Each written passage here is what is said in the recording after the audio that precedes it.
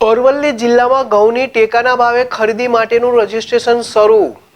રાજ્ય સરકારે ખેડૂતોના હિતમાં એક વધુ સારો નિર્ણય કર્યો છે। ખેડૂતોને તેઓના પાકના પોષણક્ષમ ભાવ મળી રહે તે હેતુથી સરકાર દ્વારા ટેકાના ભાવે પાકની ખરીદી કરવામાં આવે છે, ત્યારે ઘઉંની ટેકાના ભાવે ખરીદી કરવામાં આવશે।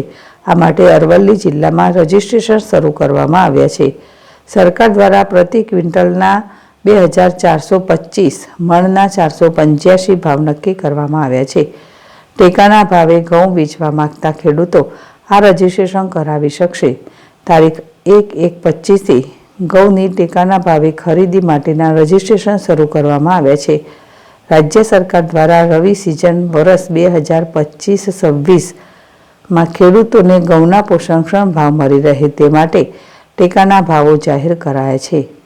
સરકારે આ વર્ષે પ્રતિ ક્વિન્ટલ ઘઉંના 2425 રૂપિયા નક્કી કર્યા છે અને આ માટેનું રજીસ્ટ્રેશન શરૂ થઈ ગયું છે, જેને લઈને ખેડૂતો નજીકની ગ્રામ પંચાયત ખાતે ઈ ગ્રામ કેન્દ્ર પર VCE મારફતે રજીસ્ટ્રેશન કરાવી રહ્યા છે।